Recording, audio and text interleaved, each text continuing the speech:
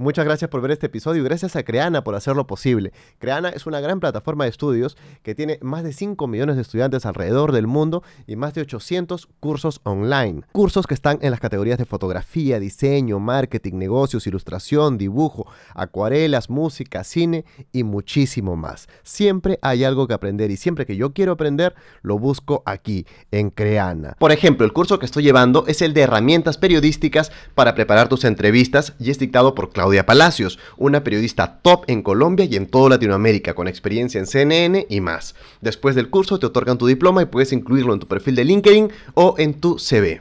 Sea cual sea tu perfil, en Creana hay una oportunidad esperándote. Ya seas un emprendedor, ya seas que quieres potenciar tu negocio o cualquier otra sea la intención, siempre vas a encontrar algo en Creana que te pueda ayudar. Y para eso, Creana y yo nos hemos juntado para ofrecerte una gran oportunidad. Ingresa al link que está en la descripción de este video y con el código Carlos100 podrás tomar tu primer curso totalmente gratis. Además, si quieres llevar más de un curso, también hay un link para que lleves 3 cursos a un precio súper especial. Así que ya sabes, esta es tu oportunidad para aprender eso que te llevará muy lejos. Gracias Creana y gracias también a Daniel Olivares que hoy día nos acompaña y está con nosotros. Bienvenido Daniel.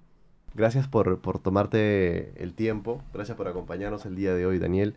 Es la primera vez que voy a tener la oportunidad de conversar con una persona que ha sido un representante, digamos, un congresista, un representante de todos los peruanos. ¿Ah, sí? Sí. Mira, podrías invitar a Susi, por ejemplo, que fue tan productiva Tal cual. en su periodo. Lo más cerca que he estado ha sido con el Mero Loco. Sí, Okay. pero... ¿Con digamos, el Mero Loco te has sentado? Sí, con el Mero Loco Qué buena, sí. qué Sí, buena, sí, sí. qué buena. Pero grandes historias también. ¿Sabes que Susi me ha escrito? Yo no la conocía, era Susi Díaz como para todo el mundo, ¿no? Sí. Pero me escribió varias veces cuando fui congresista, con consejos amables, ¿ah? De cosas así, y me parecía interesante, con temas, ¿no? Con temas que le indignaban a ella, incluso ideas. ¿Alguna particular, algún mensaje particularmente que le recuerdes? Hubo una cosa que trabajamos juntos, Ajá. a partir de que me había escrito, yo también le escribí, que era para prohibir, restringir los desalojos en tiempos de pandemia. No sé si te acuerdas al Sí. inicio que habían estos videos de un montón de peruanos yéndose, los caminantes, como les llamaron, ¿no? Que se iban a distintas regiones porque llegaban a su casa o al cuarto que alquilaban y había un candado cerrado y les habían sacado las cosas en plena pandemia. Y se convirtieron en focos de infecciosos, ¿no? De contagios, muy delicado. Y trabajé con ella porque ella tiene varios inmuebles. Ella arrenda Ella arrienda y había sí. decidido no cobrarles o Uf. sí cobrarles, pero no votar a nadie, digamos, ¿no? Como mover los plazos. Y junto con ella hicimos un trabajo de medios, así, y por buena onda ella nada más, ¿ah? Susi también estuvo participando en las primeras campañas de vacunación. Ya. Estuvo movilizando allá que la gente se anime a vacunarse. Bueno. Además, Susi es una de las influencers más importantes probablemente del Perú, ¿no? Pucha, ha pasado de todo, ¿no? Ha estado también muy cuestionada por varias cosas, ¿no? En la época más complicada de la dictadura también, ¿no? Ha tenido varias etapas, digamos, pero representativa y útil, ¿no? ¿no? Como personaje. Tal cual. Cuando yo te contacté para grabar una conversación y tal, y agradezco que desde un primer momento tuviste la disposición, te encontrabas primero en Cusco, Sí. radicando allá por un tiempo, ¿no? Que es un retiro en Cusco, me imagino una suerte de desintoxicación.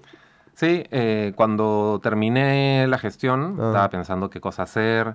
Con mi pareja estábamos viendo no sé, ¿no? Qué hacer ahora. Yo tenía muchas ganas de salir un rato de Lima o del Perú, de donde sea, pero ¿no? Alejarte un poco. Y justo explorando, decidimos salir de Lima un tiempo, ir a alguna región. Estaba explorando algunos proyectos de liderazgos políticos, cosas así que siempre me meto. Y cayó como del cielo una oportunidad para reemplazar a una persona que conozco, a una amiga, en una chamba en Urubamba. Con niños, en un colegio, una fundación, una cosa muy positiva, que era puro, se llamaba Niños del Arcoíris, o sea, arcoíris puro, era todo educación, niños, alegría, felicidad, en el Valle Sagrado. Y dije, bueno, tiene que haber llegado por algo, ¿no? Y me fui y fue súper bonito, ¿no? Además de salir de la ciudad, además de estar en el Valle Sagrado, que es hermoso, de ver el sol, de ver el cielo azul y tal, trabajar con niños durante 4 meses después de haber estado en una etapa tan intensa políticamente, ha sido un contraste lindo, espectacular. ¿Cuánto tiempo estuviste por allá? 4 meses. ¿Y crees tú que era necesario esa suerte de desintoxicación de repente después de todo lo que habías vivido? Tú viviste probablemente el congreso más corto del que yo tengo memoria, Sí. pero el más intenso, uno de los más intensos. Hay congresos de 5 años que han pasado, digamos, en unas aras de normalidad o de tranquilidad, a diferencia del que tú integraste, ¿no? Es curioso porque ha sido corto, 16 meses, ¿no? Ni siquiera año y medio, pero como había pandemia, el foco estaba ahí. Entonces todo se veía. Se veía mucha política y se hablaba mucho de política. Y hubieron muchas cosas, ¿no? Hubo cierre de Congreso, que fue el origen. Hubo peleas entre Vizcarra y el Congreso que no tenían vacancia. 5 presidentes en un mes. Pandemia, o sea, todo, ¿no? Como te contaba hace un rato, ¿no? El día que juramenté fue el día o un día antes Vizcarra había anunciado el primer cierre. Entonces era aprender a ser congresista en pandemia, ver qué haces, sales, no sales, no te puedes quedar adentro. Entonces tienes que salir, ya, te contagias, bueno, ya asumes eso. ¿Qué fiscalizas? Mi agenda era temas de ciudad, que habían quedado relegados porque espacios públicos ya no existían, todo el mundo estaba en la casa. Tenías que tratar temas médicos, las medicinas que subían, yo no iba a ver temas de farmacéuticas, te tenías que meter en eso. Entonces hubo que, como todo el mundo, reinventar la forma de trabajar, algo que yo por primera vez trabajaba, además. Entonces sí ha sido complicado, pero mira, no me hago la víctima para nada. Yo he disfrutado mucho ser representante y no es que necesitaba irme y descansar muchísimo, porque por haber estado, ¿no? La gente que me encontraba después de haber salido del Congreso me hablaba como si yo acabara de salir de la cárcel, ¿no? Está como, oye, ya te veo, qué bien, Daniel, que ya estás acá, ¿no? Pero en realidad yo disfruté mucho mi periodo, así ha sido corto e intenso. Ahí el periodo que tú has atravesado en el Congreso está escrito en este libro, El Joder para Transformar, Daniel Olivares. Una lectura bastante rápida, en realidad. Creo que es bastante sensato. Esa es la primera impresión que me queda, independientemente de la orilla política en la cual un lector podría encontrarse. Creo que es un libro bastante sensato. Yo recuerdo participaciones tuyas desde el momento de campaña, y yo me refería a esa campaña y desconfiaba de esa campaña. Y tú mencionas aquí en el primer capítulo la desconfianza hacia el político. Claro. Correcto. Y yo la tenía y decía, oye, este personaje viene acá y me habla, digamos, en un código que yo puedo entender. Y me habla, además, es bueno, sonriente, parece ser una persona con la cual yo podría empatizar. Y decía, qué raro el hecho de ver un político así, de repente es diferente a toda la casta política que yo había visto, y por ende decía, ¿dónde está el truco? ¿Dónde está el engaño? ¿No? ¿Dónde está el truco? ¿Dónde está el engaño? Habiendo visto la gestión tuya, también tengo que decir, y lo comenté en su momento, y decía, oye, Daniel Olivares hizo todo bien, y en el sentido, más allá de las propuestas y tal, o sea, tienes hasta la foto ideal, hermano. O sea, si tú vas a postular en una candidatura, tú tienes una foto apaciguando policías contra manifestantes. Una fotografía de una agencia internacional, si no me equivoco, que acá también está muy bien descrita. DF, sí. Claro, y entonces digo, comunicacionalmente, el manejo que tú has tenido, para mí es uno de los más importantes que yo he podido atestiguar. O sea, no le he visto otro congresista así. ¿Viene de alguna manera tu formación como comunicador, como marquetero, trabajo de agencia? Sí, o sea, bueno, yo de formación soy abogado, en realidad, pero toda mi vida profesional la he dedicado a la comunicación. Y he asesorado políticos, y he asesorado marcas, y he asesorado organizaciones civiles, en fin, ¿no? He estado muy metido en comunicación y entiendo la importancia de la comunicación. Y muchos de los consejos que yo le he dado a algún funcionario, yo he sido asesor del primer ministro, he sido asesor de varias personas y que nunca me han hecho mucho caso en realidad, o algunas cosas, ¿no? Yo siempre he visto cuáles eran los puntos débiles del político o del representante, por ponerlo en sentido amplio, que era esta desconexión con las personas. Y la desconexión se daba cuando el ministro o el alcalde o el congresista, quien sea, o el presidente, asumía que por el hecho de tener el puesto ya era legítimo con la ciudadanía. Ya tenía un vínculo y una conexión que iba a durar todo el tiempo que fuera autoridad. Y no es así. Tú la conexión la mantienes si es que ellos saben lo que estás haciendo. Si el ciudadano no sabe lo que tú estás haciendo, inmediatamente piensa que no estás haciendo nada, que estás o robando o hueveando, ¿no? Entonces yo lo que hice fue, desde la campaña y desde que empecé, comuniqué todos los días. Todos los días, no hubo día, o probablemente haya habido alguno, no quiero, ¿no? Pero casi todos los días informaba qué cosas hacía. A veces 2 veces o 3 veces al día posteaba cosas diciendo, oye, estuvimos acá, oye, ahora en la tarde estuvimos acá. ¿Qué hizo eso? Que el ciudadano, fuera de que yo le cayera bien o le cayera mal o le gustara el partido, ¿no? Decía, mira, está chambeando. O al menos está siendo transparente. Porque también decía, cuando no sabía algo, no sé. Cuando tal, ¿no? Y eso creo que generó un vínculo con un grupo de gente, ¿no? Y creo que ese vínculo ha permanecido hasta hoy. Estoy seguro de que si tú te volvieras a postular al Congreso, ya tendrías un puesto asegurado. O sea, menos un voto de la de Lima y de la UPC lo tienes. Y por cosas que yo he ido consultando y tal, lo veo totalmente directo. Hablas de esa transparencia que hay que tener. A veces cuesta ser muy transparente. Total. Porque no es algo que también los representantes estén muy acostumbrados a hacer. Y tú, en esa experiencia, al ser primerizo, ¿te costó alguna vez? Sí, me acuerdo al principio, hubo una entrevista en RPP, yo súper nuevo, ¿no? En el Congreso. Y me acuerdo, creo que fue Mónica Delta que me preguntó con todos los demás, yo por teléfono desde mi casa, porque era pandemia, ¿no? Entrevistas por teléfono, además, ¿no? Me preguntaron por un tema controversial que había, y yo dije, sí, pues estas bancadas son ¿cómo dije? Son unos mercenarios, ¿ya? Hubo un escándalo en el Congreso, porque les había dicho mercenarios a la bancada, me acuerdo, de 2 bancadas, de 2 partidos, ¿ya? De Podemos y de Alianza para el Progreso. Sí, no, que eran unos mercenarios, porque había un tema y tal.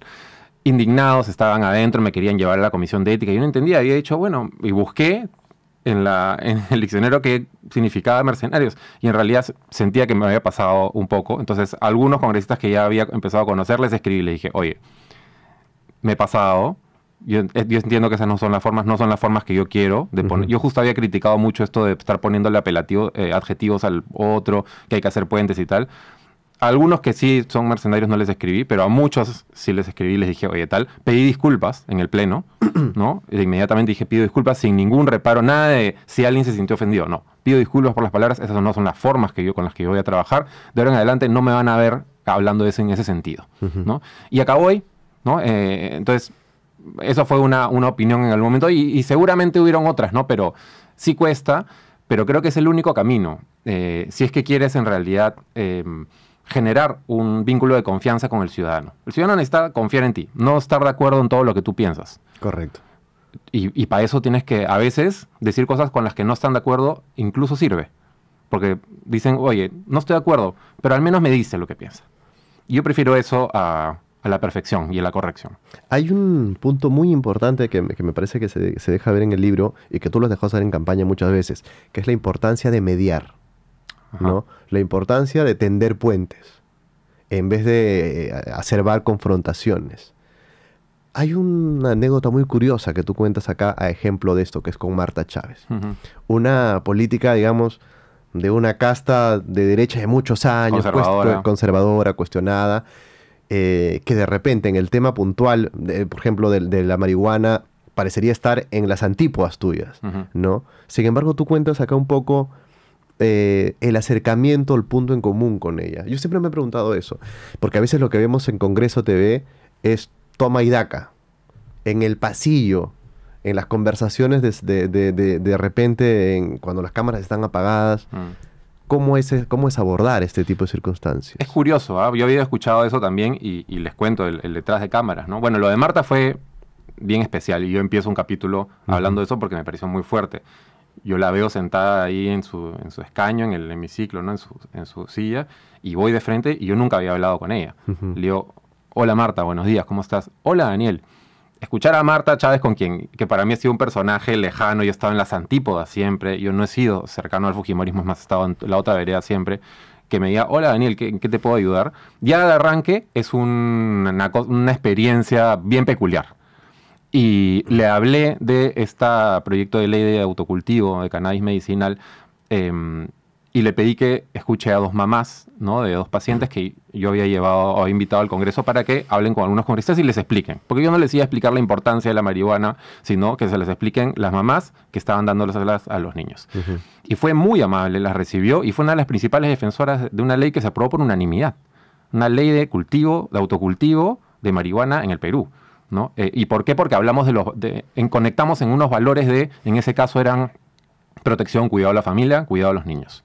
En eso empatamos con ella y ya. En muchas otras cosas estábamos en desacuerdo, pero ese puente a veces suena un poco floro, pues, ¿no? Oye, tendamos puentes.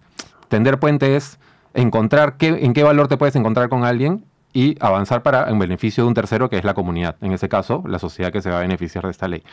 Pero sí pasan esas cosas. Los mejores momentos que he tenido de coordinación con congresistas ha sido fuera de cámaras. Y nos hemos puesto de acuerdo, o no de acuerdo, o hemos hasta bromeado de, oye, ya pues, no te pases. O alguna vez un congresista me soltó una frente a cámaras, yo le solté una más chévere, terminó y me vino a felicitar por mi respuesta, ¿no? Entonces, es como un salón montaje también un poco eso. Es como un salón de clases. Imagínate el cole, para que nos entienda la gente, donde están los bacanes, los lornas, los buleados. Yo era de los lornas, por ejemplo. No éramos no éramos muy populares. Aparte, yo era el único que iba porque era pandemia. Yo veía que varios colegas se juntaban al fondo, se mataban de risa y yo estaba sentado ahí al costado estaba la hermana del FREPAP, ¿no? Porque no, bueno, nos saludábamos ahí nomás. Entonces tenías que ir, te acercabas, algunas cosas te decían, algunas cosas no, se quedaban callados a veces de repente si llegabas. Entonces es como un salón de clases, en realidad, solo que donde se tratan cosas muy serias. Y donde ves, por ejemplo, al malo, al mafioso, lo ves caminando por ahí, como una rata, ¿no? Y tú dices, wow, la oscuridad. Escuchas la canción de Darth Vader por ahí. Ves a todos, ¿no? Y ves las diferencias de cada congresista, porque no hay buenos y malos. Hay el bien intencionado, que no sabe, el bien intencionado que sí sabe, el mafioso, el ultraconservador, el que cree que sus ideas son las mejores y las demás son pésimas, sea de izquierdas o de derechas. Hay varios tipos de especies y tienes que tratar de ir conociéndolas, ¿no? Tú hablabas hace un momento de este calificativo de mercenarios, que en su momento de repente fue un exceso. Pero en el libro mencionas que los más complicados de lidiar son los que son de alguna manera más mercantilistas, si no me equivoco, es el término que utilizas para nombrarlos. Y es algo que a mí me llamó bastante la atención. ¿Cuál es ese? ¿Ese es el congresista más nocivo? Sí. Hay como 3 tipos, ¿no? Y en el capítulo de noviembre, de los hechos de noviembre, lo describo con una cita a Eduardo Villanueva, ¿no? Que él lo describe en su libro y me pareció muy acotado. Están los congresistas que creen que su forma de pensar, su ideología, tal, es lo mejor, y a eso hay que regresar. O los ultraconservadores, ¿no? Los que quieren los valores pitucos limeños antiguos y no sé qué, racistoides. Sí. Están los de izquierda que se creen impolutos mejores que cualquiera, y lo digo teniendo pasado de izquierda. Están, que son, digamos, los que sus ideas son las correctas y las demás no. Están los mafiosos. Minería ilegal, transporte ilegal, todo lo que vemos los antirreforma, que están ahí, ¿no? Como roedores, y esos son los mercantilistas. Y eso es complicado porque sus valores son el negocio al que se deben, la mafia a la que sirven. Entonces ahí es jodido, pues, porque no te puedes poner de acuerdo con alguien porque no estás hablando de valores, estás hablando de conveniencias, y para eso no estás ahí. O sea, esta persona no ha entrado al Congreso, digamos, a mediar, ha entrado a respaldar algo que ya viene trayendo de otra parte, digamos. Sí, a destruir la reforma educativa porque son representantes o están vinculados a universidades no licenciadas. O porque qué fuerte es el poder de las universidades y la educación, y cómo han metido demasiados congresistas sistemáticamente, y además también en la Comuna de Lima y tal, para sostener estos negocios. Sí, y yo creo que ahí hay una responsabilidad compartida, ¿no? No solamente la oferta de los partidos, que ahora es menor, ahora hay menos partidos, ¿no? Porque la reforma recién se va a empezar a ver, ahora hay 10 nada más, antes habían más de 20. O sea, en las últimas elecciones habían 20 candidatos presidenciales. Por eso, ¿no? Ahora no pueden haber, por ejemplo, más de 10 para alcaldías a nivel nacional. ¿Por qué? Porque ya la reforma se empieza a ver y ya los partidos pierden las inscripciones. Pero bueno, hay un problema de la oferta, sí, pero hay un problema también de la demanda. O sea, nosotros los ciudadanos, el día que, yo se lo decía en una entrevista, el día que nos tomemos en serio el Congreso y votemos así como francotiradores a las personas correctas, independientemente de cuál sea tu ideología y tu partido, el Perú puede cambiar totalmente. Desde el Congreso se puede transformar el Perú para bien con 60 buenos congresistas. Al menos que no entren con el mandato de defender tal mafia. Es curioso porque tú mencionas 60 y en el libro, digamos, entre los que señalas, no necesariamente en tu misma arena, pero sensatos, no se mencionan más de 10. No. Y hay más, ¿ah? He podido, si tuviera que hacer una lista, encontraría más personas que he ido encontrando poco a poco, pero no es la mayoría. Mira, el fujimorismo tuvo 73 al principio, cuando gana PPK. Han podido, y lo explica muy bien Godoy en su libro, que es espectacular, por cierto, han podido transformar, hacer todas las reformas que necesitamos, todas. Tú sacas una bancada de 73 congresistas y puedes hacer todas las reformas que necesitamos en este momento. Pero, lamentablemente, en ese momento esa bancada no tenía pues las reformas en el norte. Al contrario, habían varias antirreformas ahí, de educación, de transportes y varias de esas, de minería. Pero a lo que voy no es tan complicado cuando pensamos que, pucha, ¿cuándo en el Perú tendremos? Apuntemos a tener 50, 60 buenos congresistas de distintos lugares, pero que al menos te ofrezcan tender puentes, que al menos se comprometan con las reformas, y yo creo que puedes cambiar un montón de cosas. ¿Sería saludable en la arena política, de alguna manera, la desaparición de lo que representa el fujimorismo a estas alturas? Y te lo planteo porque, a ver, yo no sé, desde que ya, por último, tengo uso de razón, el fujimorismo es el enemigo político del Perú. O sea, es desde la marcha de los 4 suyos, donde tú cuentas tu participación, desde las múltiples participaciones electorales o veces que ha candidateado a la presidencia Keiko Fujimori, desde las veces que vacaron al presidente. Y para mí, en el momento donde en esa primera vacancia, además, hay un quiebre en la política peruana, en la cual digamos, la iniciación de esto de hay que vacar al presidente se volvió la moneda corriente en adelante. Porque ahora ya no pasa un mes sin que escuchemos el término de vacancia. Es decir, las instituciones que ya estaban debilitadas, que en su momento Alberto Fujimori había debilitado muchas instituciones, el fujimorismo ha terminado debilitando hasta ese orden constitucional, si quieres. Sí, bueno, el fujimorismo ha tenido varias mutaciones, ¿no? Ahora es básicamente una fuerza de derecha popular, ¿no? que es antirreforma en muchos sentidos, que digamos, no aporta las reformas que necesitamos. Su visión es esta derecha popular. No estoy criticando a la derecha, porque hay una derecha reformista. Es una derecha que te va a tirar algunas ideas como repartamos el canon mano a mano, ¿no? Para sonar más populares, pero en realidad son defensores del statu quo y lo van a seguir siendo, ¿no? Entonces, yo creo que representa a un grupo político que no quiere reformas, ¿no?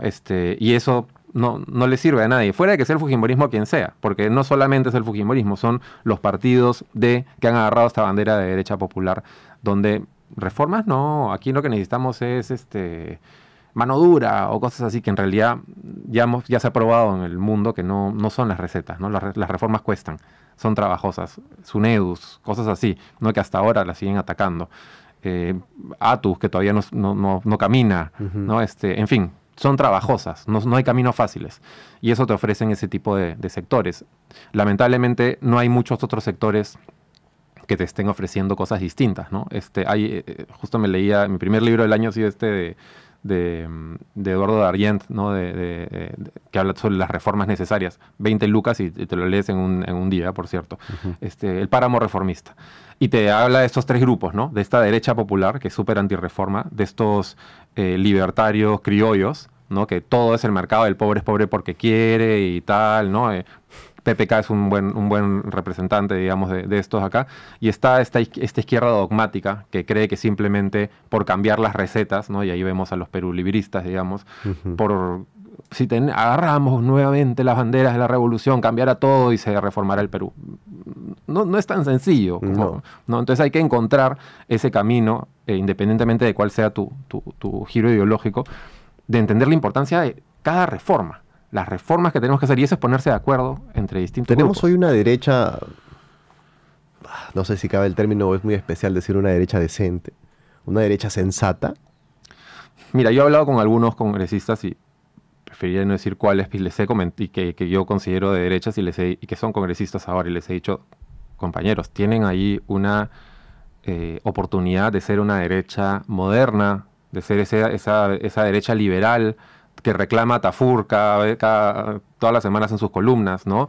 Donde sí, pues, se sienten de derecha porque quieren impulsar las leyes del mercado y porque, ¿no? Temas más económicos, pero entienden la importancia de la libertad en general, ¿no? Esa derecha liberal, ese grupo liberal en realidad, yo veo que no existe. Lamentablemente nuestra derecha se está volviendo más libertaria, digamos, donde el Estado es lo peor que puede pasar, un obstáculo, y hay que desaparecerlo, como cuando el Estado es el que hace que un grupo empresarial no se pase de la raya, que las medicinas no se tiren por los cielos. Totalmente. Y eso me gustaría ampliar en un momento.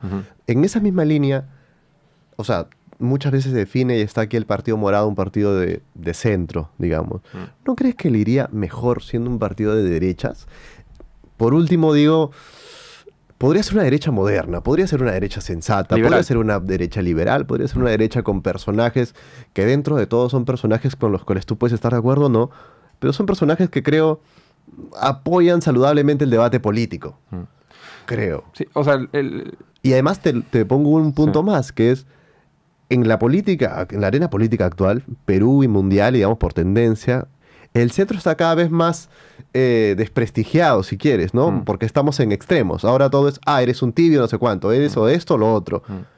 Hasta por esa misma línea creo que sería más conveniente, ¿no? O sea, yo creo que todos los sectores tienen su reto, ¿no? Al centro se le reclama que no calienta, ¿no? Que es como, oye, no eres ni chicha ni limonada, que ¿para dónde estás? A la izquierda también le ponen tiene sus retos también. Oye, Venezuela, te gritan, ¿no? Así responda 100 veces, ¿no? Se le preguntarán a Verónica hasta que sea viejita, le preguntarán por Venezuela a pesar de que responda. Y a la derecha también le tiran, o sea, todo el mundo tiene sus retos, pero el centro no es una ideología, ¿no? Y eso es lo que creo que ha tenido un error partidos como los partidos que se reclaman del centro, como el Partido Morado. Que el centro no es una ideología, el centro es una forma de discutir, es un método. O sea, es donde tú te sientas y entiendes la importancia de construir puentes. Y tal vez no es la mejor forma de decir centro. Ahora el Partido Morado, yo me he puesto en pausa mi militancia, no estoy participando del Partido Morado, y ellos se reclaman de centro republicano, ¿no? Igual a mí me parece complicado. Para mí, de lo que tienes que hablar es de libertades. Y hay 3 libertades que son inseparables, ¿no? Que es, para mí, la libertad económica, ¿no? Que es el mercado, ¿no? La importancia de entender el mercado como un mecanismo que funciona, que hay que regular, ¿no? Y una presencia del Estado para tal. La libertad política, democracia, siempre defender la democracia a pesar de que no nos guste. Quien haya salido, nada de estar gritando fraude porque no me gustó. Y las libertades personales. No puedes separar, así no sean populares las causas, no puedes decir, no, eso no es importante. Derechos de minorías, no, la mujer, no es tan son 3 indivisibles. Y el problema es que nuestros partidos liberales, que normalmente están más hacia la derecha, los dividen. Te hablan de libertad económica siempre, ¿no? Siempre escucharás mi chistris, ¿no? La libertad económica ahí. Democracia, ¿no? Cuando conviene, si no se grita fraude. Y libertades personales, no, es que no, yo soy más conservador, no. Entonces, no eres un liberal. Entonces, creo que sí, partidos como el Partido Morado, tienen una oportunidad de reclamar la bandera liberal progresista, ¿no? Donde ves 3 libertades como indivisibles. Ya no voy a negociar, nada de que una sí y otra no, las 3, para todos. ¿En qué momento, y eso me recuerda a lo que tú también mencionas varias veces, que honestamente tú te reconoces como un progresista? Yo he escuchado oye, este es un progre, casi como un insulto, como una crítica. ¿Qué es para ti defender una política progresista? Está muy vinculada a lo que acabamos de hablar de las libertades, ¿no? De entender la importancia de...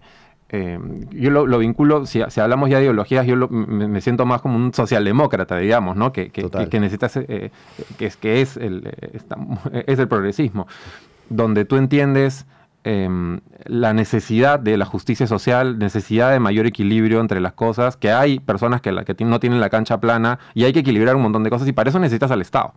Y tiene que participar el Estado. Pero para eso necesitas las herramientas de mercado, porque si no, no va a funcionar nada. Entonces es utilizar las herramientas del mercado, las herramientas económicas, para poder equilibrar las cosas, ¿no? Mujica te lo decía en Uruguay. Te decía, nosotros necesitamos el capital. Porque si no, mis políticas de redistribución no van a existir. ¿De dónde vienen? Totalmente. Entonces, sí. Yo siento que está en el progresismo, yo lo levanto. ¿Es posible una regulación de precios? Bueno, por ejemplo, cuando estuve en el Congreso se hablaba de ¿se regulan o no se regulan los precios de las medicinas? Lo digo, por ejemplo, tal cual, porque veíamos cama UCI, familias endeudadas por 1 millón y pico de soles.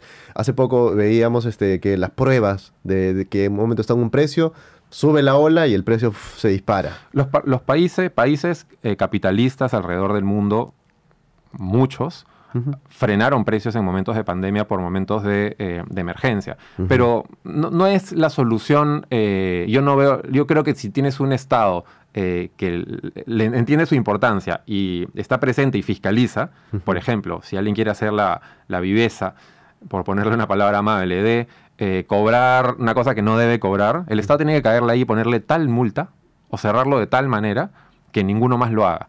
Con cosas así, tú no tienes que estar controlando, no tienes que entrar a hacer otras medidas. Fiscalización. Creo que la fiscalización es uno de los, y lo digo en el libro, uno de los principales problemas que tenemos en el Perú es la fiscalización, no son más leyes. Tú contabas acá precisamente una inspección que tú haces en una institución de la municipalidad, si no me equivoco, y que cuando tú llegabas, ellos se escondían. Tú llegabas al cuarto piso y ellos, los empleados, iban al segundo piso. Bajabas y ellos iban al último piso. Recordé el incendio de Mesa Redonda reciente, ¿no? Que de repente muchos de estos lugares es como que luego aparece el alcalde a decir, este lugar no va a operar, no tenía licencia, no sé. Hoy ese día nos enteramos, post-incendio nos enteramos. ¿Es tan deficiente la política de fiscalización efectiva en el Perú? ¿O de repente no es eficiente, sino es más bien corrupta? Que es decir, bueno, vamos a dejar esto pasar. Sí, es ineficiente y es corrupta porque no hay, es las dos cosas, porque no hay una sensación de que se va a sancionar a nadie. Y para eso yo creo que la solución, no hay soluciones mágicas, ¿no? Pero una de las que yo veía al menos es mostrar el ejemplo desde los liderazgos. Los alcaldes, por ejemplo, si quieren fiscalizar, no vas pues con todas las camionetas como Fujimori buscando a Montesinos, ¿no? Que iba con todas las camionetas y las cámaras. Vas un martes cualquiera y apareces ahí y entras tú solo y encuentras así infraganti las cosas. Ese día de lo que cuento ahí, que la gente se escondía como si estuviéramos jugando a las escondidas, llegamos de sorpresa. Y al final tuvo que venir el gerente a pedirme disculpas por la ridiculez que habían montado. Igual los denunciamos, igual salieron en RPP y tal, y fue un problemón, pero la fiscalización no se hace con show, no se hace con cámaras. Se hace y se cae de frente, ¿no? Entonces sí creo que hay que se puede hacer bien, ¿no? Hoy día yo estaba en Reniega en la mañana tratando de hacer un trámite, no pude, fatal, tengo que volver. Y no había nadie informando y tal. ¿Dónde está o sea, ¿por qué no llega alguien de RENIEC que fiscalice el departamento de fiscalización de RENIEC o alguien del Congreso y caes nada más ahí, grabas todo, lo levantas, se arma un problemón y se va a tener que resolver, ¿no? Entonces yo creo que sí se puede ir solucionando mientras se soluciona lo estructural, sí puedes ir arreglando la micropolítica, ¿no? Los microproblemas que son los que nos afectan cada día. Hace un momento hablaba sobre este tema de la vacancia y tal. Te decía yo, desde que se abrió ese cisma y ahora la vacancia está todos los meses en boga, en tema, ¿cómo se corta eso? ¿En qué momento retomamos en establecer la legitimidad de un presidente por 5 años? ¿No? Que parecía algo precario. Necesitamos una nueva constitución, necesitamos nuevas leyes, necesitamos mejores congresistas, un poco de los tres. Para mí es liderazgos. Vemos, tratando de no ver todo lo negativo, yo me gustaría destacar, por ejemplo, que en las elecciones, cuando termina la segunda vuelta desastrosa entre estos dos personajes que están en segunda vuelta, y gana Castillo, hubieron instituciones. Gracias a las instituciones se pudo proteger la democracia. Tú viste cómo atacaron a la OMPE, cómo atacaron al Jurado Nacional de Elecciones, al Tribunal Constitucional, y se mantuvieron ahí agarrándose de las piedras. Resistieron el embate. Y correcto. Eso es resistencia institucional. Tranquilamente, alguien más frágil hubiera dicho, bueno, ya, pum, se anulan las elecciones, cosa que hubiera sido desastroso para el país, porque te rompes la institución. Entonces, ¿qué pasa? El próximo presidente también pedirá lo mismo y también pedirá lo mismo. Eso sucedía con los alcaldes hace un tiempo, no sé si te acuerdas, de las revocatorias. Okay, sí. La revocatoria, postulábamos tú y yo a la alcaldía de Barranco. Yo ganaba. Entonces, ¿qué pasaba? Inmediatamente tú comprabas el kit de la revocatoria el primer mes y empezabas a recoger firmas para revocarme. Y así me sacabas. Y era un círculo vicioso sin fin. ¿Qué tuvieron que hacer? Cambiar la ley de revocatoria. Lo que toca hacer, y el Tribunal Constitucional lo pudo hacer en el 2020 y arrugó, es aclarar las razones de una vacancia. No puedes tener un inciso que te diga incapacidad moral Porque ahí, ¿cuándo crees tú pues que alguien es incapaz moral? ¿Mentir es incapacidad moral? Ahora es incapacidad moral que escogí escogí ministros que de repente algunos no tienen buena reputación, incapacidad moral. Cualquier cosa. Que hice, no sé, que no viajé a tal lugar o que no atendí tal tema, incapacidad moral. Que me sacaron un reportaje X, incapacidad moral. Y además, yo me siento incapaz moral todos los días. Mira, o sea, sí te lo digo. El impoluto moral del Perú que dé un paso adelante, ¿no? Total, ¿no? Y claro, aparte, bajo los estándares de moralidad de quién. Esa puerta se abrió lamentablemente con Fujimori cuando él renuncia por fax desde Japón, ¿no? Y en vez de dejarle renunciar, se quiso hacer un acto político acá y se le inhabilitó por incapacidad moral permanente y no sé qué. Claro. Era un tema muy serio igual. Y después ya se usó de nuevo con PPK y tal, y ahora es un círculo vicioso. ¿Y cuál es el problema? Y eso lo trato de explicar a mi mamá, porque me dice, pero este presidente... Yo, ya mamá, es pésimo, ya, te doy la razón, ya, se le saca. Hay nuevas elecciones. Sale uno probablemente malo también. ¿También lo vamos a revocar? Tal cual.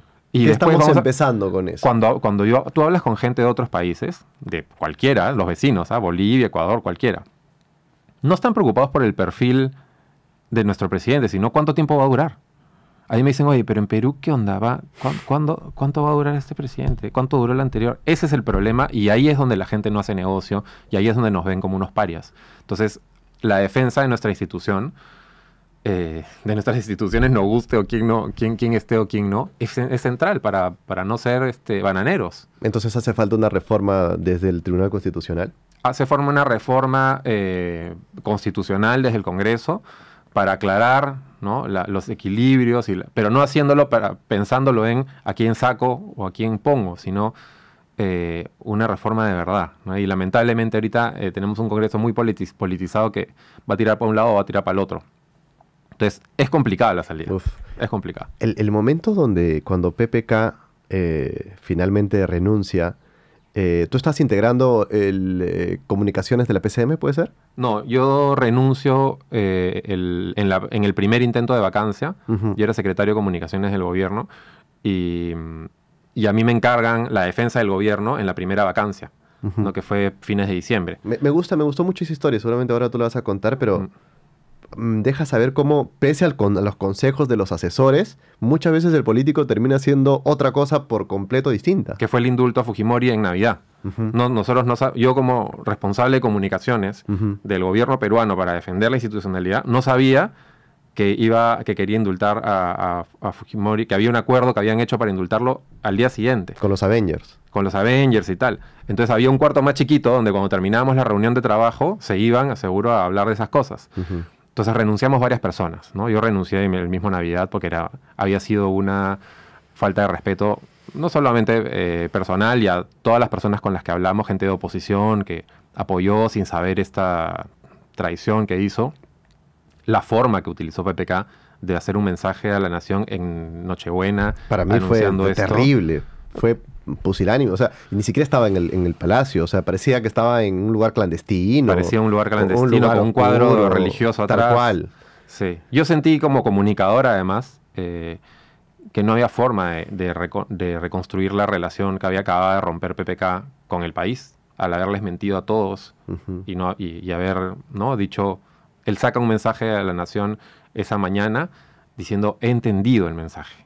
Voy a rectificar, voy a ser su presidente, no se preocupen, confíen en mí.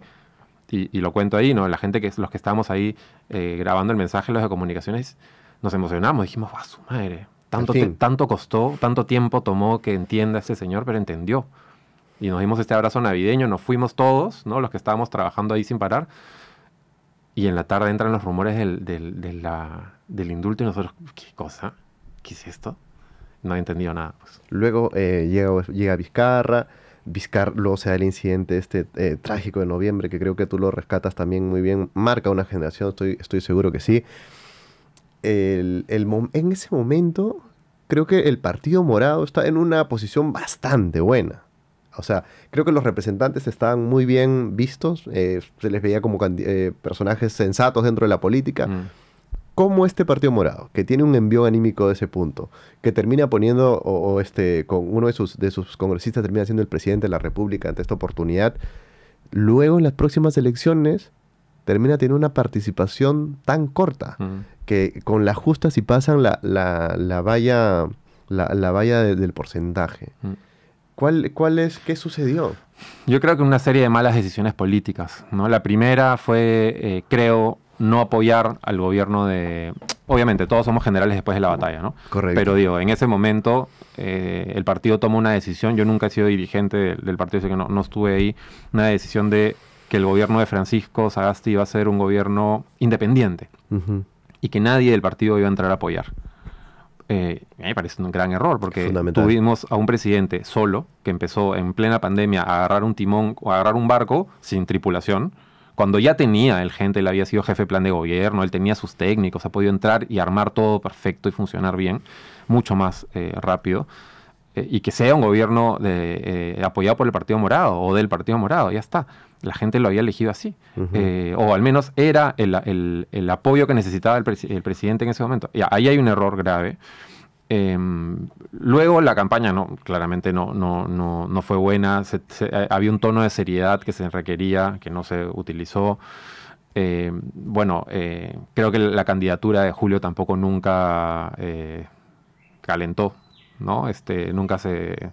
Qué raro, ¿no? Porque las elecciones anteriores había estado muy bien. Es más, si él no le bajaba la candidatura en la elección pasada, probablemente hubiese tenido una opción mucho más grande, ¿no? En el 2016 hubiera ganado, no me queda duda, pero en el 2020 ya venía herido, ¿no? Había pasado 5 años construyendo partido, que es creo lo más resaltante que se le debe reconocer siempre, ¿no? Que construyó partido. ¿Tú crees que no era el candidato?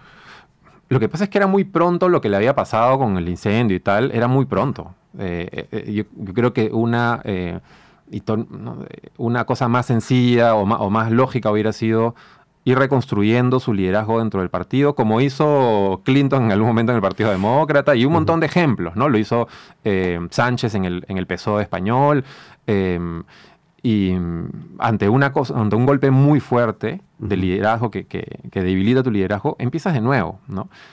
Y creo que él fue muy optimista con creer que simplemente diciendo las ideas correctas, porque él sentía que tenía el plan de gobierno correcto, iba a ser suficiente para que la gente le dé el apoyo de nuevo. Pero la elección es muy emocional, no es tan racional. Entonces, yo notaba esto, ahora que tú mencionas, era como, o sea, él se sabía un buen candidato y notaba de alguna manera que él no podía procesar tanta antipatía o tanta mala leche que le podría tener todo un grupo para él ser un muy buen candidato. Y tal es así que en la última participación mediática, si no me equivoco, que tiene previa a la elección, que es esta entrevista que tiene con Beto Ortiz, ya él está molesto.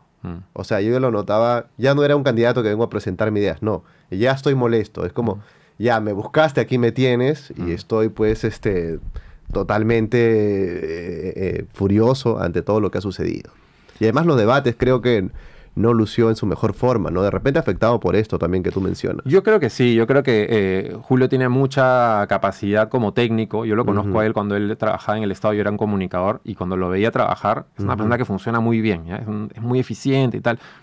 Todo, ¿no? Como hace que todo es muy organizado, ¿no? Entonces creo que él tenía una frustración enorme de...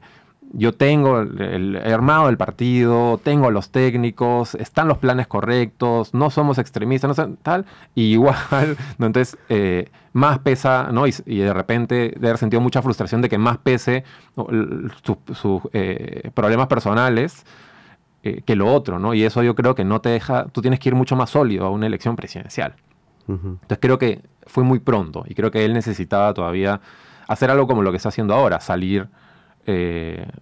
enseñar afuera, ser exitoso, digamos, en su rubro, y luego despejar de repente. Despejar, no sé, ¿no? Yo creo que fue muy pronto.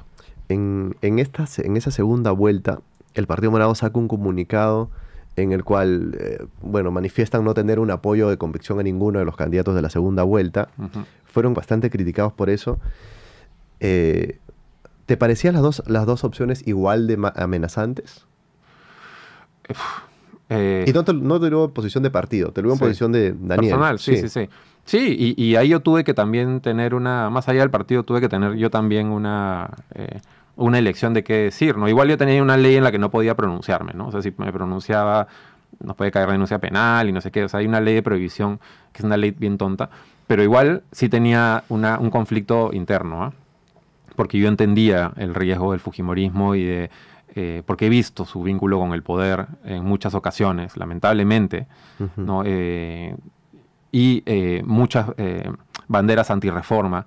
Lamentablemente en el otro lado veía también las mismas banderas antirreforma, solamente que desde un lado con un discurso reivindicativo, con el que yo empatizo más porque yo entiendo que hay una reivindicación pendiente en el Perú, ¿no? Y el discurso el primer discurso de Castillo en el Palacio Legislativo, ¿no? Cuando asume el mando, yo debo decir, bueno. a mí me gusta, me gustó, también. Yo lo escuché ahí y dije, carajo, me emocionó, ¿no? Alejado de lo que vimos después, ¿no? Y al día siguiente nombra apellido y empieza con todo el descalabro. Entonces, yo creo que manejaba muy bien lo discursivo y lo simbólico, y eso hacía que uno se podía acercar más, alguien como yo en todo caso, a un discurso como el de él, pero las reformas no tenía ninguna bandera de reformas, y al contrario, tenía banderas antirreforma, de transporte, de educación. Todo lo que estamos viendo es un hiperconservador antirreforma.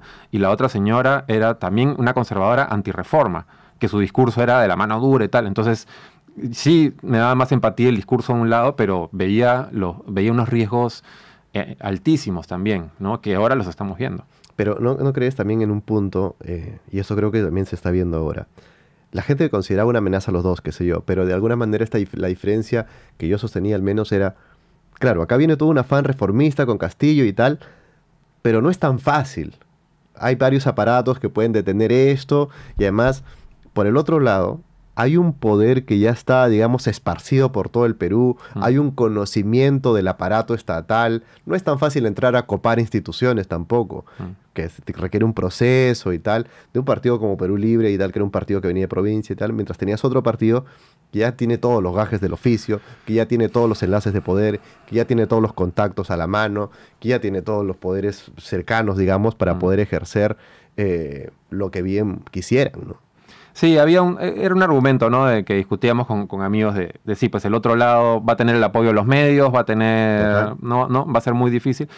Por otro lado, ya había una fuerza organizada de presión a los excesos del fujimorismo. Entonces, también habría que pensarlo por ahí. O sea, creo que ya había un grupo de gente que se hubiera opuesto a varios intentos de excesos.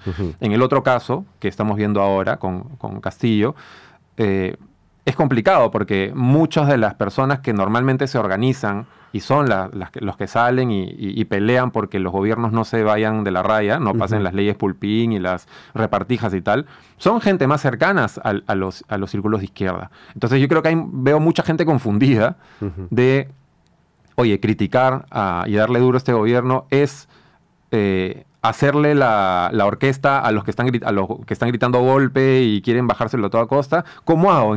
¿Cómo critico?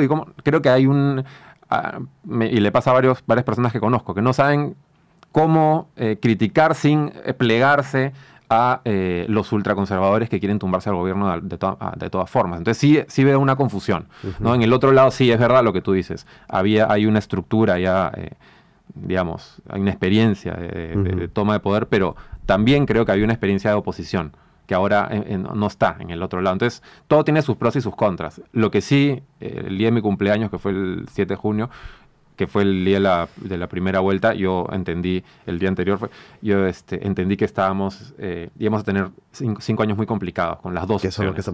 Con las dos opciones, con cualquiera de las dos. En estas mecánicas del Congreso y tal, tú has sido testigo de primera mano de repente lo que es este lobby de empresas grandes que vienen a tocarte la puerta al despacho, a impulsar algunas cosas, de intentos de corrupción. De hecho, en las preguntas, me gusta bastante esta sección, que es preguntas que nunca me hicieron, ¿no? Al final, y tú mencionas una de ellas precisamente, es acerca de este aspecto, y es una de las que más me llamó la atención, ¿no? Intentaron corromperte alguna vez en el Congreso y tú afirmas. Es que se gestionen intereses o que hayan empresas o personas o, en fin, que hayan intereses, es normal que hayan intereses. El tema es cómo se tratan, cómo se gestionan, cómo se conversan, si se hace de manera oscura o si se llevan a la... O sea, algo que me enseñó Alberto de la UNDE, por ejemplo, cuando estén discutiendo un tema, haz un foro, haz una mesa técnica, invita a todas las partes que hablen ahí enfrente de las otras y no sé qué, y transparenta los debates. Cosas así, pero si tú vienes te metes a la Comisión de Educación a criticar, a tumbarte a la SUNEDO, y te sacan después de que tienes un vínculo con el rector de la tal Universidad de NEA, ahí es donde está complicada la cosa, pues. Total. Tú tienes que transparentar, ¿no? Por último, si tienes algún conflicto de interés con algo, oye, en este tema no me voy a meter, y lo he visto con algunas personas, porque tengo un conflicto de interés. Es este. Así que no voy a decir nada. Digamos, no vas a desaparecer la realidad. Lo que sí tienes que hacer es transparentar las cosas, nada más, ¿no? Porque siempre van a haber discusiones sobre intereses diversos. Y eso es normal. La cosa es que esté todo transparentado y al final la gente pueda ver que la decisión que se tomó fue para el beneficio común. Una de las cosas que más marcaron también tu participación en el Congreso fue... No he visto otro congresista también que le hayan acercado tanto o lo hayan asociado al consumo de marihuana como a ti. Y te hicieron hasta memes, stickers, ese tipo de cosas. Sí. Tú lo relatas acá y relatas también un poco la naturaleza de esto. ¿En qué está? Primero, ¿cuál es el acercamiento tuyo? Tú declaras que eres un consumidor de cannabis esporádico, ocasional. Estás registrado ahora hay una posibilidad en la que tú te puedes registrar en el Ministerio de Salud, si no me equivoco, para tú poder ser un consumidor. Yo me he registrado también, porque en un momento probé esto yo tengo un problema de ansiedad y probé un tratamiento con cannabis. No me funcionó a mí, pero entiendo que es el caso de que muchas otras personas sí les funciona. ¿Cómo está o cuál es el proceso actual de esto? Porque yo puedo ir a una farmacia y comprar cannabis medicinal, puede ser, o necesito la receta. Si voy a un policlínico, si voy a una posta médica, ¿me van a recetar eso? ¿No me lo recetan? ¿Tengo que ir a una clínica especial? ¿Cómo funciona? Te lo cuento en mi experiencia. Algo que he podido hacer a partir de la ley, ¿no? O sea, yo sabía de siempre que el cannabis, digamos... me hacía bien en algún sentido, en algún momento, para ansiedad o para, en fin, ¿no? Lo que no sabía era para qué, porque cuando no hay una, o por qué, ¿no? O exactamente qué cantidad o no sé qué. Y eso no lo puedes saber cuando no hay regulación. Para eso se regulan las cosas. Entonces, ahora que hay regulación, ¿qué he podido hacer yo? He podido pedir una cita en un centro médico, que ahora existen, ¿no? Fui a un centro médico, como cualquiera, ¿no? Pedí una cita, un doctor me atendió, especialista en cannabinoides, me preguntó algunas cosas, yo tenía un problema para dormir y un problema de ansiedad. Y lo que hemos hecho con él es probar cuál es la medida de CBD, de THC, que me hace bien a mí y para qué. Yo hoy ya puedo saber que yo tengo que tomar tal cantidad de gotitas con tal cantidad de separación de días para poder dormir bien y para combatir la ansiedad, y ya sé cuál es mi marca que me venden en la farmacia, que se llama Epifractán y no sé qué, tal. Es un medicamento. Entonces, eso es lo que permite la regulación. Yo he podido transformar mi vínculo con el cannabis, que era yo no sé qué es lo que me hace bien de esta planta, ahora ya sé que me hace bien de esta planta. Y eso es lo que puede hacer cualquier persona. Ayer he estado con una señora mayor que ha tenido de 90 años, que está con problemas de sueño, tenía un problema en la cadera y tal, de dolor, de náuseas. Y entonces, ¿qué va a sacar? Una cita para ver si es que, además de todos los medicamentos que tiene, si le puede servir algún elemento de los cannabinoides para aliviar las náuseas que tiene y poder alimentarse y poder dormir mejor. Entonces, eso es lo que sucede cuando se regulan las cosas. Cuando dices una cita, ¿es una cita dónde? Yo puedo sacar en un policlínico, en un hospital, puedo irme al Rebagliati y me va a pasar eso. ¿Me van a recetar cannabinoides? ¿Hay una especialidad? En Salud, por ejemplo, ya empezaron a recetar, ¿no? Hay resistencia. Es un proceso que hay que ir... ya lo metieron también en algunos planes de seguro también para que pueda ser gratuito. Entonces es una pelea que se tiene que ir dando, ¿no? Poco a poco. Es joven recién el tema acá. Claro, lo digo porque de repente una persona que no tiene los recursos de ir a una clínica o una clínica especializada, porque hay clínicas especializadas ahora ya en este tema, y no sé, me voy al hospital normal y yo tengo dolores, quisiera probar un tratamiento a través de cannabinoides. ¿Dónde? Claro. ¿no? Claro. Y segundo es, no todas las farmacias todavía venden Epifractam, por ejemplo. Creo que hay algunas especiales a las que tienes que ir y te las consiguen. No, sobre la venta ya se amplió, ya está en los Ok. en Cafarmas y no sé qué, o sea, ya está en las farmacias, digamos, ¿no? Ya vas a las farmacias y encuentras. Lo que pasa es que necesitas una receta y sí necesitas ir a un doctor y sí hay mucho trabajo por hacer en ¿Y que puede hayan... contener THC? Sí. Ok. Por ejemplo, las gotas que yo uso tienen CBD y tienen THC, porque son las que yo requiero. Hemos hecho las pruebas y todo con el médico. Pero sí se necesita mucha más presencia a nivel nacional, porque hay organizaciones como Cannabis de Esperanza, con Francesca Brigo, que dan servicios, algunos gratuitos para algunas personas, porque todavía tienen que ayudar al Estado que no tiene los servicios completos. Yo fui a una clínica que pagué y pagué una consulta que no todo el mundo puede pagar. Entonces sí, falta mucho y por eso salió la ley que fue la que aprobamos y que Marta Chávez fue una de las principales defensoras del día del debate, Cultivo que es la de asociativo. cultivo asociativo, donde tú y yo, desde 2 personas, y ya tiene que salir el reglamento en estas semanas, porque ya debe estar listo, tú y yo podemos formar un club, digamos, o una organización donde nos registramos y podemos sembrar un número o podemos sembrar nuestras plantas para poder generar nuestra medicina. Y eso ahí va a ser revolucionario en el Perú, porque ya las personas van a poder ir al médico, saber qué es lo que les hace bien y poder... Pero diga, Javier, no entiendo un poco. Es como, ya, tú y yo nos asociamos Sí. y nos registramos. Queremos probar cultivo... Y te lo digo porque en verdad no entiendo Sí, mucho sí, esto. Y es, a ver, vamos a cultivar marihuana. Tú y yo, qué sé yo, al final es una planta, la sembramos, regamos, ponemos al sol, qué sé yo. Sí. ¿Qué hacemos después? O sea, ¿agarramos un moño y lo demoñamos y nos ponemos a fumar un bate o no? Hay que sacarle el aceite. ¿Cómo? ¿Tengo que ver en YouTube? O sea, que el hecho de que se pueda, mañana puede haber que me digan, no sé, oye, está permitido la asociación para hacer automóviles. Claro. Y tú y yo no nos vamos a juntar a hacer un Mustang, pues, De ¿no? acuerdo. A eso voy. Para eso es el reglamento que se está trabajando, de cuáles son todos los pasos que tenemos que tener. Nos inscribimos ya, ¿dónde? ¿Y a quién nos va a fiscalizar? ¿Quién va a ir al lugar? ¿Dónde registramos el local donde vamos a poner No tendría que haber nuestras un químico plantas? farmacéutico ahí. Están poniendo en el reglamento, por ejemplo, que tengas que trabajar con algún químico farmacéutico, tal, pero no ponerle tantos requisitos como se le pone a la industria, porque si no sería inviable para ti, para mí. Si no tenemos recursos, hacerlo, porque normalmente va para las personas que no tienen los recursos de comprar la medicina en otro lugar. Entonces, el reglamento es el que tiene que armar esta ruta para que sea accesible, pero sea seguro. O sea, sea seguro... Pero me haría más sentido mejor que lo pueda hacer a nivel industrial, ¿no?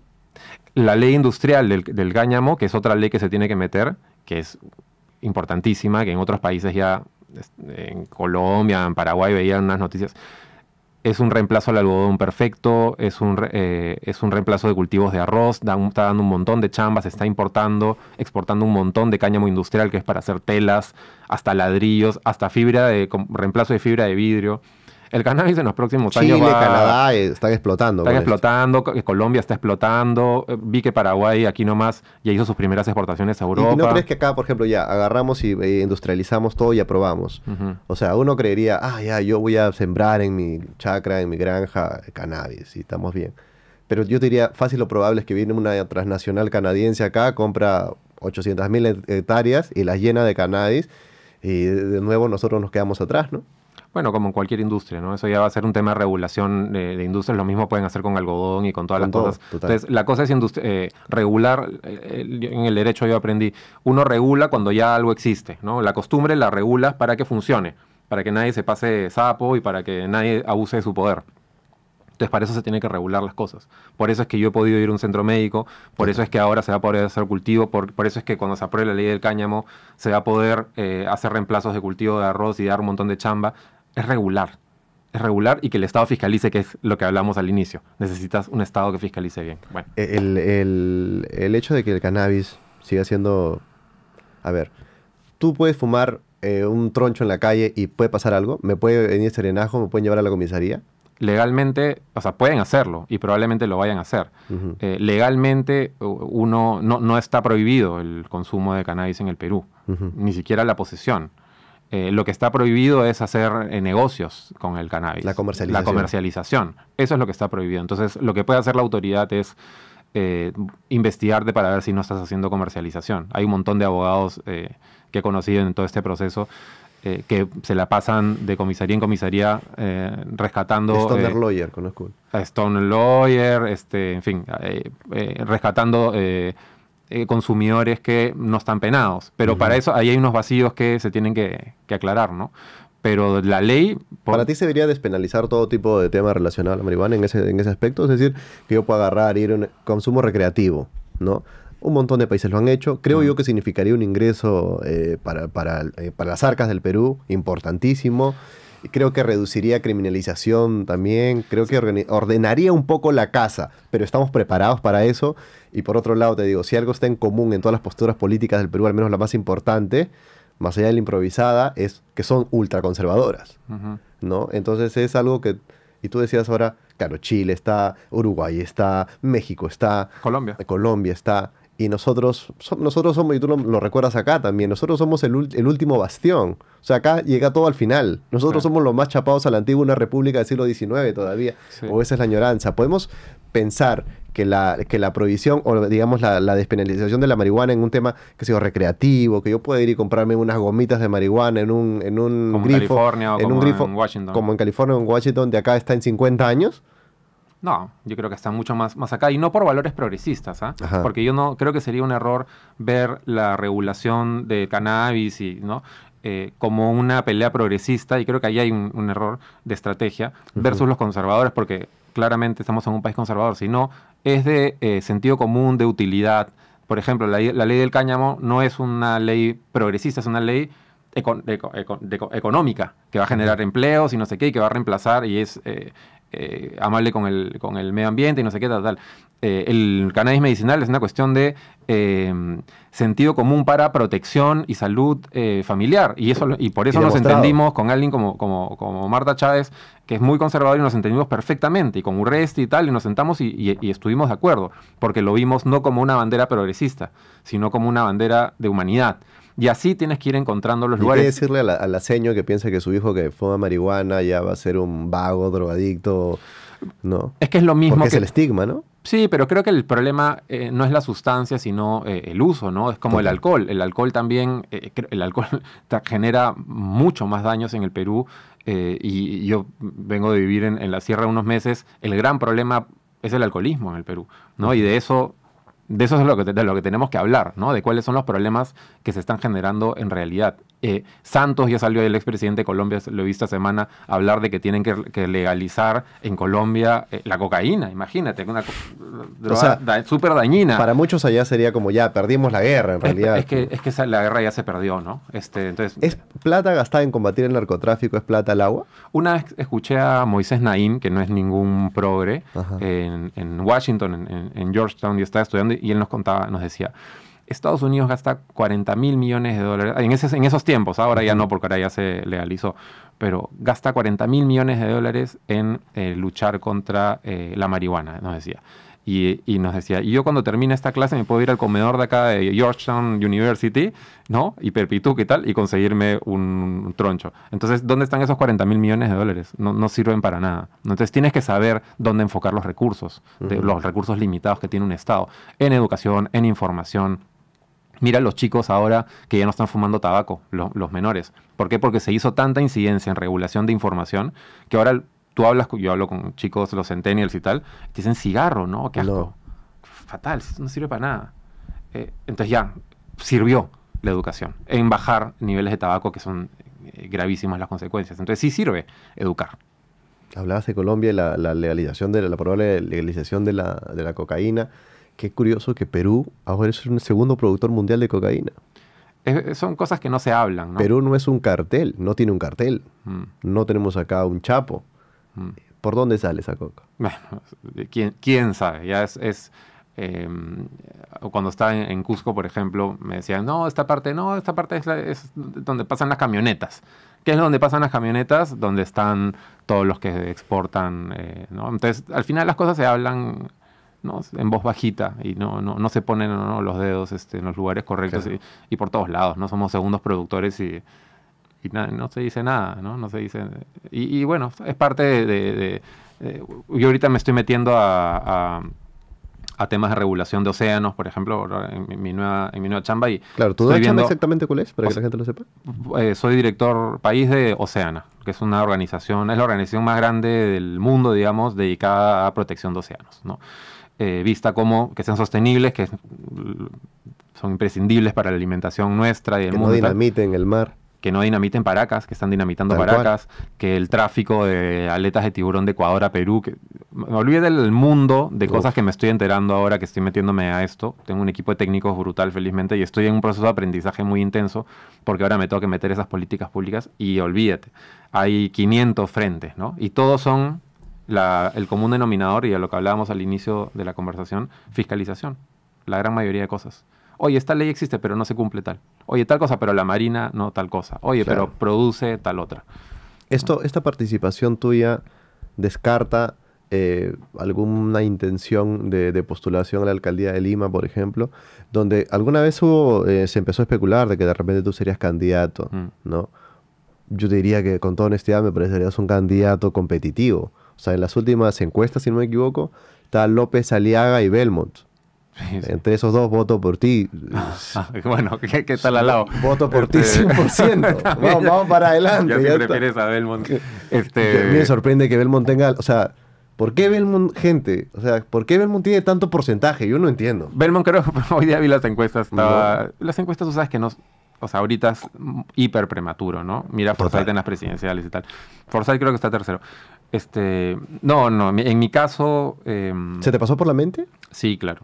Se me recontrapasó por la mente, porque creo que se pueden hacer un montón de cosas. Y porque es una chamba fuertísima, en realidad fea, ¿ya? En su gran mayoría del tiempo, porque es muy exigente, es muy mal reconocida, te insultan por todos lados y el trabajo nunca va a parar, y tienes una institución que no está preparada legalmente para poder hacer los cambios que necesitas. Entonces, todo mal, poco presupuesto, tal. Pero bueno, los políticos tienen, pues, los que se meten, ¿no? Yo igual me gustaba, ¿no? Igual me parecía interesante. Pero al final decidí que no era mi momento, que mi momento va a ser de aprobar políticas públicas junto con otros partidos en temas de conservación, de medio ambiente y de pesca, y de protección de océanos, que es el rubro en el que he entrado. Quiero ser exitoso en eso y trabajar con todos y hacer puentes, como hablábamos, hacer puentes de verdad, ¿no? Por eso también mi alejamiento del Partido Morado, porque a pesar de que con todo el cariño que les tengo y agradecimiento y tal, yo ahora tengo que trabajar con todas las bancadas y todos los partidos, y probablemente mucho más, ¿no? Para probar cosas. Y esa va a ser mi decisión, ¿no? Meterme en políticas públicas para algo concreto sobre temas medioambientales, ¿no? Es lo que voy a hacer ahora. ¿Y en los próximos años, la próxima elección, de repente un retorno al Congreso? Mira, a mí el Congreso me gustó mucho, ¿no? Me gustó mucho mi chamba.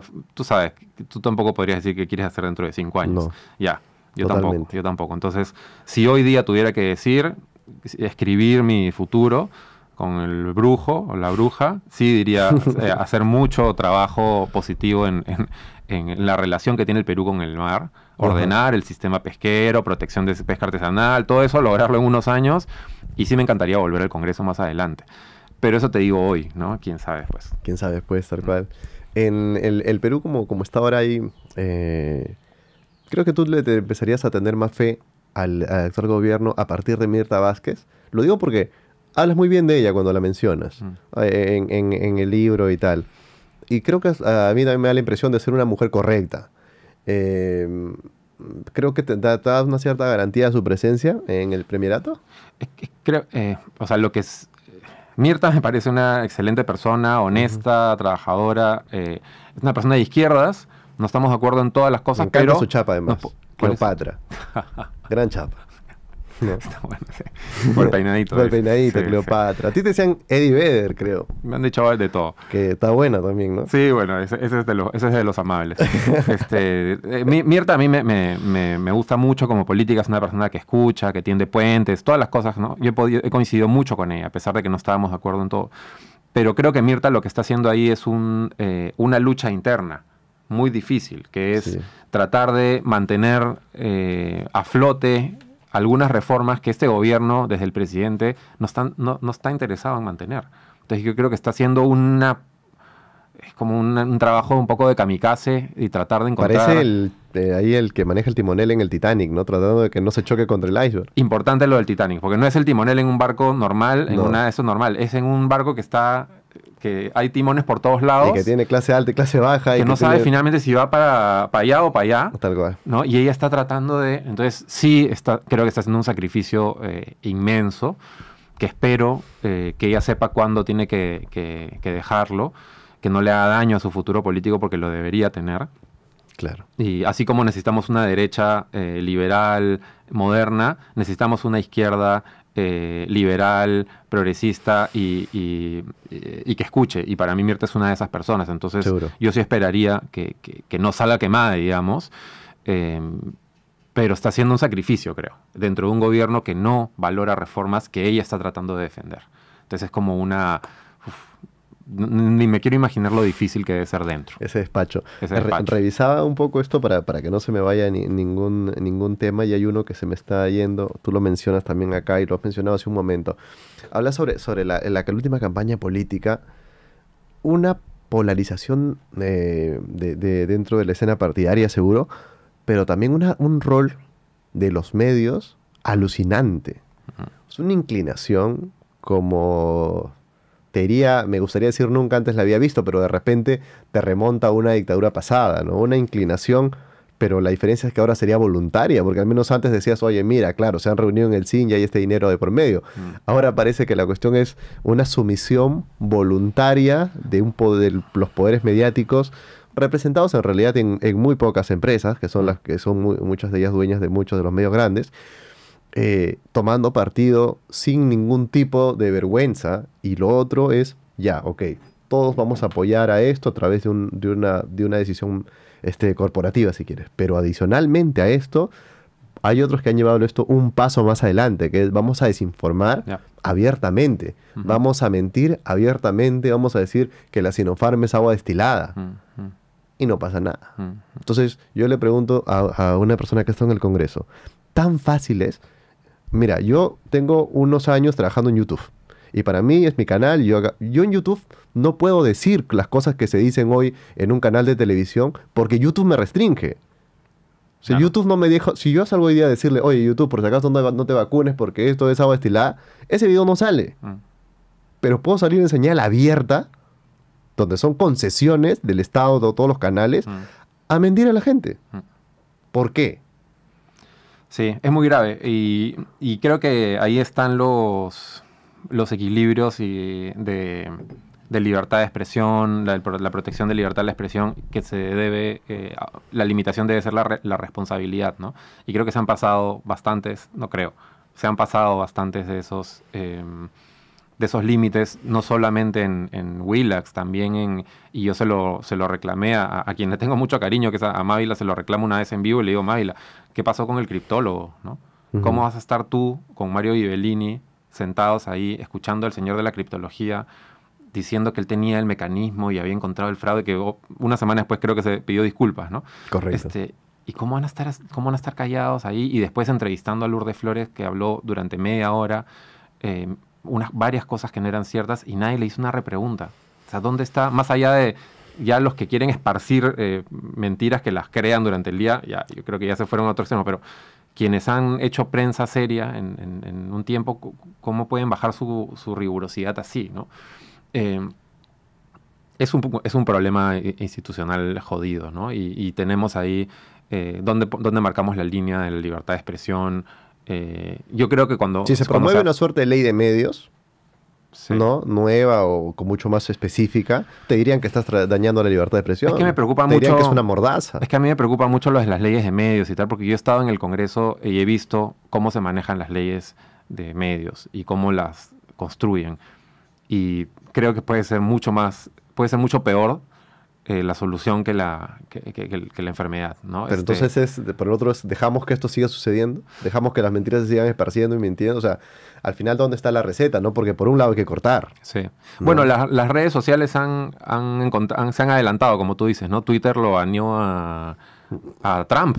Total. ¿No? Y bueno, yo le decía a Mávila en esa entrevista, le decía, cuando Trump ya se pasa de la raya de mentiras, los noticieros empezaron a cortarle las transmisiones. Seguro. A decirle, oye, esto que ha dicho el presidente Trump, y era presidente, es falso. Porque ya salía abajo. Lo que está diciendo es falso. Lo que está diciendo es falso y no sé qué. Entonces, tenemos que nosotros también despertar así, ¿no? Y ves también las consecuencias que el público le va dando también, ¿ah? Antes, y la gente de prensa lo sabe, antes el combo perfecto era que salga, no, si querías promocionar algo, era que salga en Cuarto Poder, un dominical y no sé qué, tal.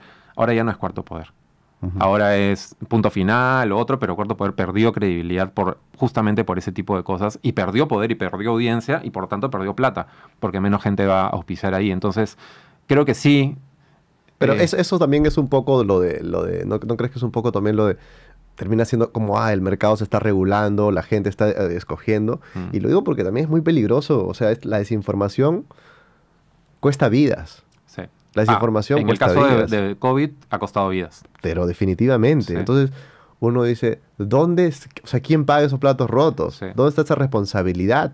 La desinformación ha costado vidas. Sí, el Consejo de la Prensa, por ejemplo, saca sus recomendaciones, pero es muy débil todavía. Totalmente. Es un intento, uno de los intentos más tangibles que he visto, pero es muy débil. Entonces, sí, ahí hay un reto, ¿no? ¿Cómo frenas las consecuencias negativas de la desinformación sin afectar la libertad de expresión? Mira lo que está pasando a la Christopher Acosta también. Increíble. ¿No? Entonces, ¿cómo encuentras esa receta? Creo que es una tarea pendiente. Yo no sé cuál es un caso exitoso. No parece estar en agenda hoy día, ¿no? No. Más bien la judicialización, en fin. Pero habría que ver recetas. Yo soy de los que cree que no tenemos que reinventar la rueda, ¿no? O inventar las cosas en Perú, ¿no? Hay que ver dónde han funcionado las cosas y empezar a adaptar soluciones que hayan funcionado afuera. De repente ese es el camino, ver dónde ha funcionado un equilibrio mejor con regulación. De repente es en México, de repente es en, no sé, Paraguay, en fin, hay que ver cómo trabajar una reglamentación acá. Sí, hay un trabajo pendiente ahí.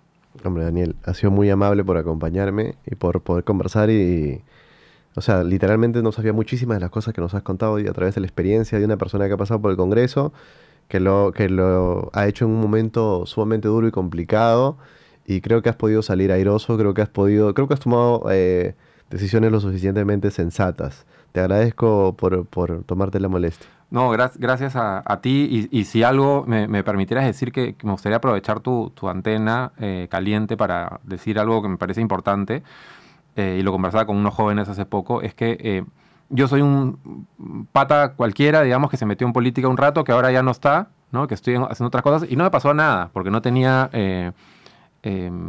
negocios turbios, ni cosas, ni esqueletos en el closet y tal.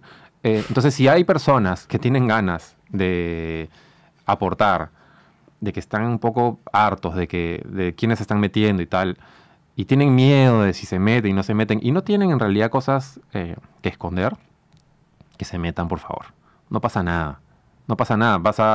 Si tienes el corazón al lado correcto y tienes ganas de chambear y eres trabajador y tal, métete a hacerlo y comunica bien nada más. Y después da tu aporte, pero pasa por ahí. Entonces creo que nuestro gran problema es de necesidad de liderazgos. Necesitamos líderes. Hombres, mujeres, trans, quien sea. Necesitamos líderes, ¿no? Que se lancen.